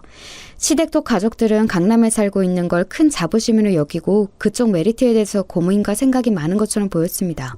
서울의 핵심인데 왜 이렇게 지원이 적냐, 인프라가 더 커져야 한다, 강남 아이들이 대한민국을 이끌어갈 건데 교육적으로 더 뒷받침해 줄 수 있는 시설이 마련돼야 한다, 같은 이야기를 주고받는데 왠지 신기하더라고요. 강남 엄마들이 이런 건가 싶기도 하고 사실 좀 선민의식 같잖아요. 강남에서 태어난 것 자체로 선택받은 거라 생각하고 나머지 지역과 사람들이 자신들이 아래에 있어야 한다고 당연히 생각하는 것 같아서요. 굳이 따지고 보면 동서들이 강남에 태어난 것 말고는 그다지 우리와 뭐가 다른지 모르겠거든요. 큰 동서는 명문고까지는 나왔지만 대학을 잘못 가서 편입 준비하다 결국 졸업을 못했다고 하더군요. 그 후부터는 회사를 자주 이직하면서 지금은 또 한 번 퇴사한 후 쉬고 있는 기간이라고 했고요. 다니는 회사마다 자기 그릇을 담아낼 수 있는 곳이 아니어서 그만두는 거라 하더군요. 둘째 동서는 명문고 명문대를 나와 그 자부심으로 살아가다가 정작 하고 싶은 일이 마땅히 없어서 지금은 아이들 가르치는 개인 과외로 모든 수입을 벌고 있다고 했어요. 여기까지 다 본인들 입으로 말한 거예요. 자신을 담을 그릇이 못 돼서 너무 작은 일이어서 더 큰 일을 해야 할 사람이어서 라는 이유로 밥 먹듯이 퇴사를 하는 사람과 지금까지 취업을 하지 못한 사람이 모여 매일 부조리한 사회를 꼬집고 나라를 비판하니 사실 좀 아이러니하게 느껴지더군요.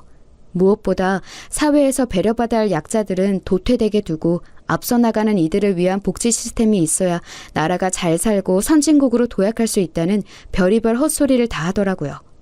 아주버님들과 남편은 이런 분위기가 익숙한 건지 동서들의 이야기를 듣지 않고 형제끼리 모여서 스포츠나 회사 얘기를 하고 있고요. 그래서 동서들 이야기를 듣던 중 저도 모르게 푹 하고 웃음이 나왔습니다. 제 작은 웃음소리에 한순간 정적이 찾아왔어요. 너무 작은 소리였는데도 다들 그걸 듣고서 놀란 표정으로 저를 쳐다보더라고요. 멀리서 다른 이야기를 나누던 아주버님들까지도요. 그건 분명 제 실수가 맞아요. 생각지 못하게 나온 거라 저 또한 많이 당황스러워서 손살을 치며 그냥 혼자 생각하다가 그런 거라고 둘러댔습니다. 그러자 첫째 동서가 다시 미소를 지으며 저에게 묻더군요. 소영 씨는 어디서 왔다고 했죠? 부모님은 어디에서 무슨 일 하세요? 갑자기 왜 부모님 직업을 묻는 건지 이유를 알 수 없었지만 솔직히 대답했어요. 저는 서울 성북구 쪽에서 살다가 엄마가 돌아가신 뒤 아빠랑 같이 경기도로 귀농했어요. 거기서 3년 좀 넘게 살다가 일 시작하면서 저 혼자 다시 서울로 올라왔고요. 귀농을 했다고요? 그럼 그 깡시골에서 아버지 혼자 지내고 계신 건가? 많이 걱정되겠다. 그런 환경에 나이 든 어른 혼자 두는 게... 왠지 묘하게 웃음기 섞여 깔보는 듯한 말투에 깡시골이란 단어를 쓴 게 어이가 없더라고요. 분위기를 망치고 싶진 않아서 최대한 공손 대답했습니다. 대신 걱정해 주신 거 맞죠? 감사해요. 그렇지만 뭐 애를 혼자 둔 것도 아니고 어른인데 염려될 건 없죠. 그리고 여기나 거기나 다 사람이 사는 곳이고 사람 사는 거 다 비슷한데 못 살 게 뭐 있나요? 제 말에 동서들은 우물쭈물하더니 이내 다른 이야기로 화제를 돌려버렸습니다. 전 당시 잘 넘겼다고 생각했거든요. 비록 작은 실수를 했지만 그쪽에서도 무례하게 나왔으니 서로 잘 참고 좋게 넘어간 거라고요. 남편도 그 사이에 달라진 분위기는 못 느꼈다고 했고요. 그런데 그건 순전히 저만의 착각이었습니다. 그날부터 동서들의 괴롭힘이 시작되었거든요. 그 뒤로 모임이 있으면 동서들은 제가 어색해할 수 있으니 저를 빼고 남편만 오라 하거나 시댁 모임에서 저를 소외시키는 등 교묘하게 어려운 분위기를 조성해 갔어요. 왜 그런 거 있잖아요. 대놓고 물어보기엔 애매한데 기분은 계속 나빠지는 그런 따돌림 분위기. 그걸 저만 느끼는 건지 남편과 시부모님은 아예 모르는 눈치더라고요. 남편에게 대놓고 형님들이 자꾸 내 말을 못 들은 체하고 무시한다. 자꾸 나를 없는 사람 취급한다 라고 말하면 기분 탓이라며 두 사람이 워낙 절친해서 제가 오히려 소외감 드는 거라고 말하더군요. 남편이 다정하긴 하지만 원체 세심한 편은 아닌지라 모르는 것 같다고 생각했어요. 기분 탓이라고 하기에 그냥 넘길 수 없는 일이 자꾸만 겹쳐지고 있었거든요. 결혼식 당일 정말 정신없이 준비하고 사람들을 맞이하면서 하루가 어떻게 흘러가는지 모르겠더라고요. 그런 와중에 가족들과 인사를 하는데 저 멀리서 환히 웃으며 다가오는 동서들이 각각 하얀색 재킷과 하얀색 원피스를 입고 있더라고요. 당황해서 어버버하는데 저에게 다가와 너무 예쁘다는 둥, 드레스가 너무 잘 어울린다는 둥 갖가지 칭찬을 해주는 겁니다. 이렇게 좋은 말을 해주는데 옷은 그냥 신경을 못 쓴 거겠지 하고 넘기려고 했습니다. 그런데 웨딩 사진 촬영 때도 재킷을 안 벗고 굳이 바로 제 옆에 찰싹 붙어서 사진을 찍으려고 하더군요. 뭐 그것까지도 그려려니 했어요. 당시엔 차마 고의적인 거라고는 생각 못 했거든요. 설마 그렇게 치졸하게 나올까 싶었는데 설마가 진짜더라고요. 혼주석에 인사를 드릴 때 엄마 생각이 나서 제가 눈물을 흘렸거든요. 그런데 식이 끝나고 둘째 동서가 필요한데 굳이 저한테 와서 한 소리를 하더군요. 동서, 이렇게 좋은 날에 이런 소리 안 하고 싶었는데 식 올릴 때 그렇게 울면 안 되지. 상대편 집안 욕먹이는 거야 그거. 굳이 사연 있는 여자처럼 보이고 싶어? 나 같으면 어떻게든 꾹 참았겠다. 아무리 혼주석이 하나 비었다고 해도 정말로 청승맞아 보여서 나까지 민망했다니까. 생각해보면 둘째 동서가 특히나 저에게 날이 서 있었어요. 항상 큰 동서를 먼저 이끌어 분위기를 조성하는 건 둘째 동서였고 제게 노골적으로 씨가 있는 말을 하는 것도 늘 둘째 동서였죠. 게다가 사람들이 있는 데서는 몸을 사리고 꼭 뒤에서 이렇게 교묘하게 말하는 게 주특기인 걸 보면 뭔가 제 뒤에서 작당 모의를 해왔던 거겠죠. 어쩌면 제가 가장 조심해야 하는 건 둘째 동서라는 생각이 들었습니다. 혼조성 얘기까지 나오니 화가 나서 형님에게 한 소리 하려고 했습니다. 그러자 그 옆에서 이야기를 엿듣던 아빠가 참으라며 제 손을 꼭 잡아주셨어요. 그래서 저도 주변의 눈치를 보고선 간신히 화를 참았죠. 그렇게 손님들을 다 보내고 난 후 저는 아빠와 잠시 앉아 숨을 돌리는 시간을 가졌습니다. 그때 아빠가 아까 형님과 있던 일에 대해서 이야기를 꺼내셨어요. 따로 사이가 안 좋은 거냐고요. 그런 건 아니라고 했지만 좀 마음에 걸리긴 한다고 대답했죠. 그러자 아빠가 둘째 동서를 알고 있다는 겁니다. 전 깜짝 놀라 어떻게 본 사이냐고 물었어요. 알고 보니 아빠 회사에 있던 직원의 딸이라는 겁니다. 아빠를 끔찍이도 따르던 직원 중 한 명이었는데 재직 당시 큰 실수를 해서 회사 자금적으로 손실이 컸을 때도 아빠가 그 금액을 메꿔줘서 그 이후부터 엄청 감사해하면서 따랐다고 하더라고요. 아빠 덕분에 회사를 그만두지 않고 정년퇴직까지 할 수 있었으니 아마 그 집 내에서도 아빠의 존재를 잘 알고 있겠죠. 지금까지도 아빠한테 종종 연락을 해오며 명절 때는 선물도 꼬박꼬박 보내고 계신다고 하더라고요. 돈이 얽힌 채무 문제가 있었음에도 직장 상사와 직원으로 아직도 좋은 연을 유지해오고 있으니 참 대단한 연이라 생각이 들었죠. 아빠도 엄마처럼 늘 주변의 이들에게 손을 내밀어주는 사려 깊은 삶을 살아오신 분이라 이렇게 또 연이 생기게 되더라고요. 그 직원분과의 관계가 이어져 오면서 아빠는 직원의 딸인 둘째 동서 결혼식까지 가게 된 거였고 아빠 혼자만 딸의 얼굴을 알고 있던 겁니다. 그러다 여기서 이렇게 만나게 돼서 많이 놀랍다고 하셨어요. 생각지 못한 이야기에 저도 크게 놀랐습니다. 아빠는 만약 계속 괴롭힌다면 아빠 이름을 대라면서 그럼 바로 알 거라고 말했어요. 그리고는 아빠에게 갚을 돈에 대해서 말하면 앞으론 끽소리도 못할 거라 하셨죠. 적어도 생명의 은인 집안에게 꼼짝 못할 테니까요. 동서는 제 결혼식까지 왔으면서 아빠 이름을 확인도 보지 않은 것 같더라고요. 그러니 그 뒤에도 저를 괴롭힌 거겠죠. 이 사실을 알면 둘째 동서가 어떤 말을 할까 궁금했지만 아빠 말처럼 언젠가 저를 위한 호신용으로 쓸 무기로서 두고서 우선은 묵인하기로 했습니다. 결혼식 후 남편과 저는 서로를 배려하고 위해주며 행복한 신혼생활을 이어갔습니다. 저는 주말마다 어르신들을 돕는 봉사활동을 가곤 했는데 이젠 남편이 함께 해주면서 일주일 내내 가정 안팎으로 사랑 넘치는 시간을 보낼 수 있었어요. 때마다 아빠를 만나러 시골도 가주고 셋이 여행도 가면서 가깝게 보냈죠. 남편은 아빠가 엄마 때문에 회사를 다른 사람에게 옮기고 귀농했다는 걸 알고 있었어요. 그래서 아빠가 느낄 고독과 적적함, 사람에 대한 그리움을 크게 이해해주면서 항상 먼저 찾아뵙고자 말해주었어요. 저는 그 점이 참 고맙더라고요. 먼저 그렇게 가족을 챙겨주는 게 쉽지 않은 일이란 걸 아니까 그런 남편을 봐서 저도 시댁에 더 잘하고 싶더라고요. 그래서 자주 연락드리고 찾아뵈면서 많은 시간을 보내려고 했어요. 그러다 보니 정말로 제가 결혼을 잘했다는 생각이 들더라고요. 물론 동서들 문제로 조금 귀찮고 신경 쓰일 때도 있지만 그건 일부분이니 눈앞에 있는 사랑하는 사람과 행복한 나날을 보낼 수 있다는 것에 감사하기로 했어요. 그렇게 즐거운 한때를 보내던 차에 또 한 번 일이 터졌습니다. 저는 가까운 거리를 자전거로 이동하곤 했거든요. 남편은 자차로 매일 출퇴근을 하고 저는 굳이 돈을 허투루 쓰고 싶지 않아 하니 나갈 일이 있으면 자전거로 이동하는 게 제일 편하고 좋아서요. 제가 사는 쪽에는 대중교통을 이용하는 것도 좀 힘든 곳이었고요. 그런데 하루는 제가 미팅을 가다가 내리막길 도로에서 넘어져 다리를 다치게 된 겁니다. 큰 부상은 아니었지만 크게 다칠 뻔했던 일이었어요. 남편은 너무 놀라서 이제 자전거는 타지 말라고 차를 사거나 택시를 타라고 제게 일렀습니다. 저도 한번 다치고 나니까 자전거를 타는 게 겁나지더라고요. 택시를 타는 건 번거로우니 그냥 이참에 차를 사는 게 낫겠다 싶었어요. 다쳐서 차를 사는 건데 경차를 사는 건 뭔가 불안하더라고요. 이왕 사는 거 중고라도 크고 튼튼한 차를 사기로 했습니다. 여태껏 돈 한 번 허투루 쓴 적 없고 꼭 필요한 일에만 아끼지 말고 쓸 땐 쓰자는 주의로 살아왔거든요. 제가 번 것 외에도 아빠가 결혼할 때 보태준 돈도 있으니 좀 큰 돈을 주고서 제 나름대로 튼튼하고 좋은 차를 샀어요. 제가 사용하기에는 사이즈는 좀 컸지만 마음에 쏙 들긴 하더라고요. 그때부터 운전 실력을 늘리려고 가까운 거리도 차로 이동하고 드라이브도 갔어요. 아주 적극적으로 차의 편리함을 만끽하고 있었죠. 그러던 중 시어머니가 지방에 오래 머물 일이 있으셔서 곧 내려가셔야 하는데 그 전에 며느리들에게 맛있는 걸 사주고 싶으시다고 여자들만 모이는 자리를 만들어 주셨습니다. 그런데 당시 하필 태풍이 오던 터라 약속을 취소하시려다 다음번에 다시 나를 잡기는 힘들 것 같아서 차를 타고라도 이동하는 게 좋겠다고 의견이 모였어요.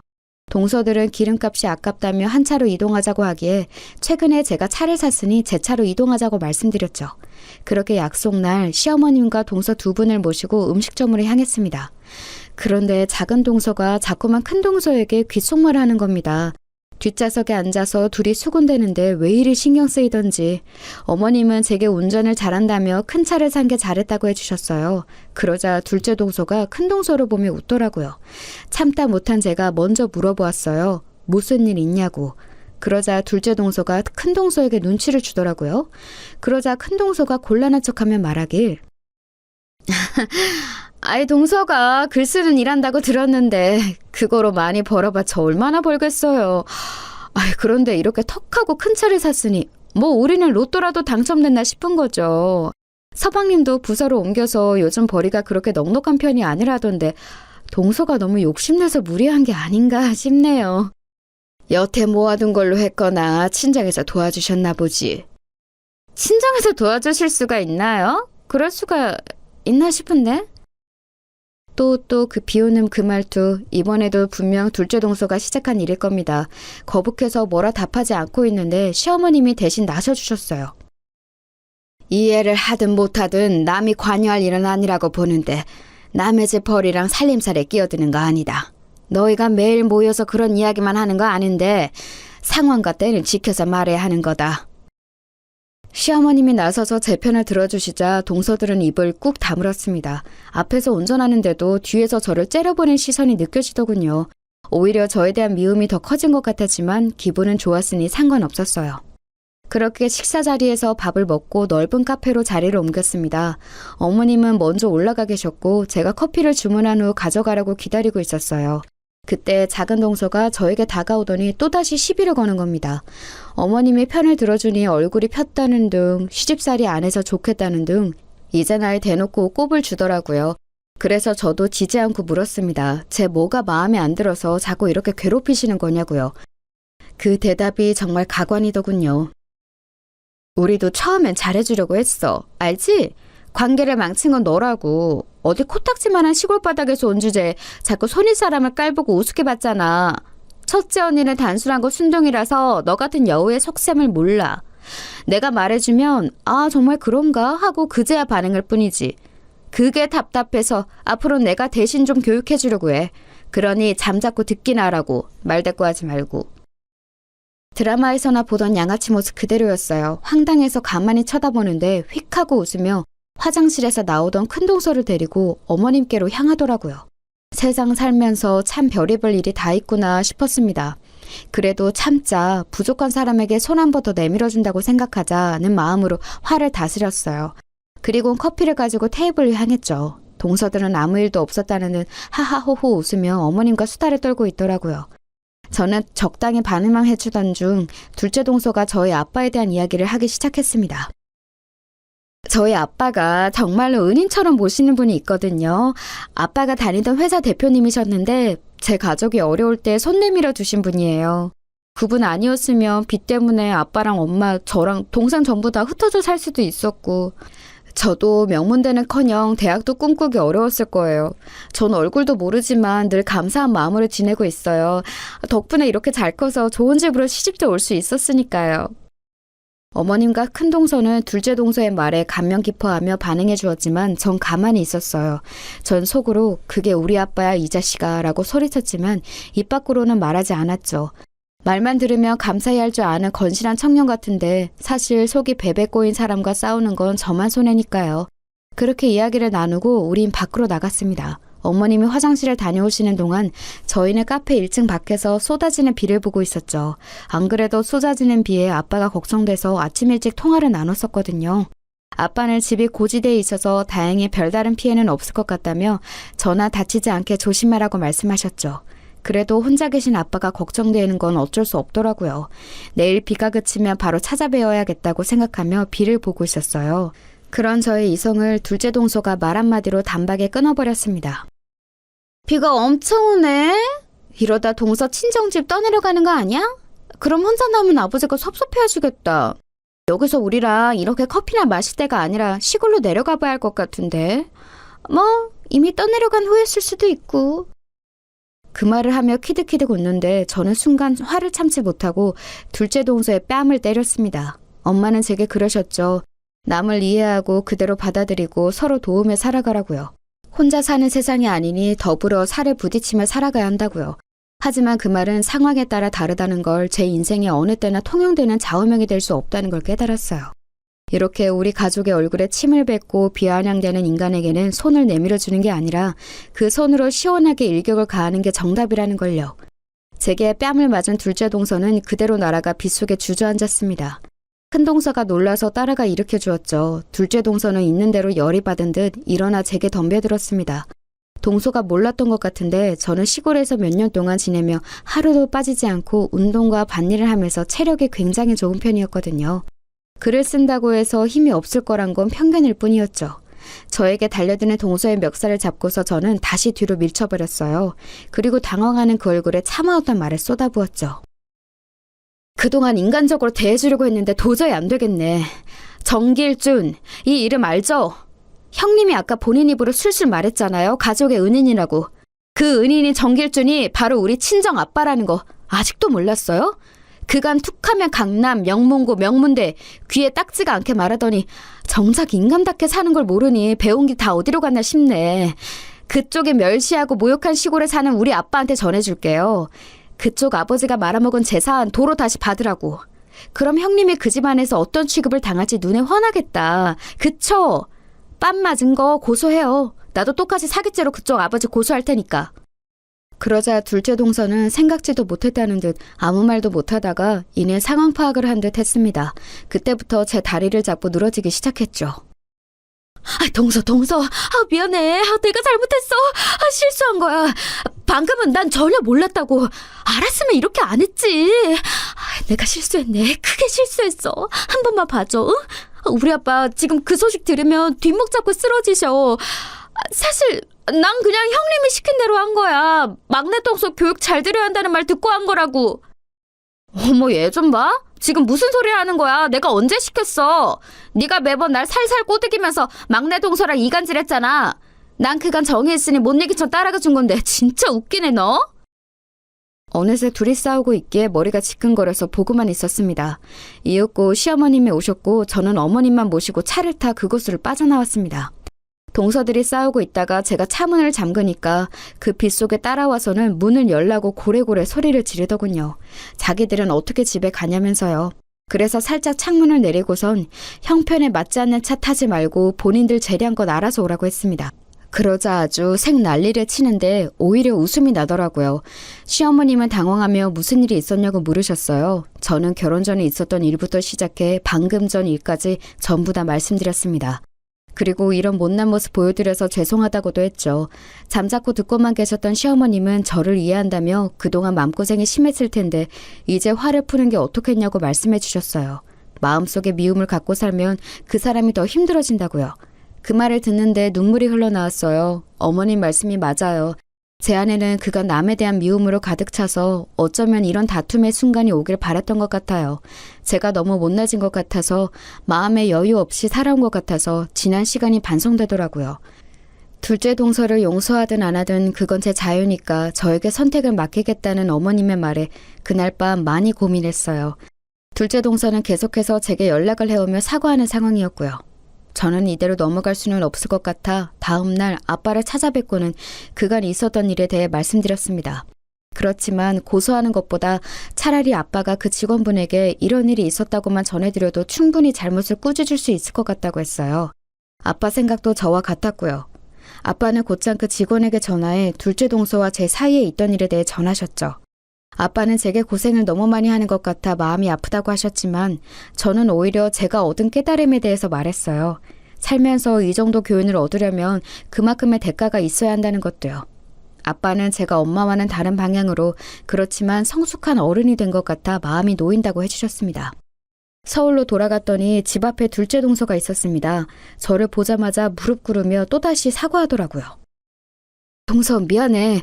아빠가 사과받고 오라고 안 그럼 날 죽이겠다고 했어. 날 용서한다는 말 한마디만 해주면 안 될까? 제발. 언젠가 그 말을 해드릴게요. 그런데 지금은 안 돼요. 살면서 저한테 갚아나가세요. 그럼 나중에라도 용서한다고 할게요. 언제가 될진 모르지만. 둘째 동서를 차가운 바닥에 혼자 두고서 집으로 돌아가는데 속이 뻥 뚫리는 기분이었습니다. 사실 완전한 해피엔딩은 아니에요. 그 뒤로 큰 동서와 작은 동서는 앙숙이 돼 서로만 보면 이를 가는 사이가 되었고 세 형제의 부부 모임은 다시는 진행될 수 없었죠. 그 원인이 저인 것만 같아 마음이 불편했지만 이제는 제가 잘못이란 생각은 안 하려고요. 오히려 악의 원흉을 없앤다고 생각하며 마음이 편해지는 것 같기도 하고요. 어찌됐든 저는 앞으로 조금 더 성숙한 어른이 될 수 있도록 많이 공부하고 배우려고요. 헛똑똑이가 되며 동서들처럼 저렇게 내가 아닌 타인에게 손가락질을 하는 순간이 올지도 모르니까요. 많이 배우면서도 엄마 말씀처럼 제가 필요한 누군가에게 손을 내밀어 줄 수 있는 그런 사람이 되도록 노력해 보겠습니다. 그럼 제 이야기를 들어주셔서 감사해요. 여러분의 오늘 하루가 해피엔딩이길 바랍니다.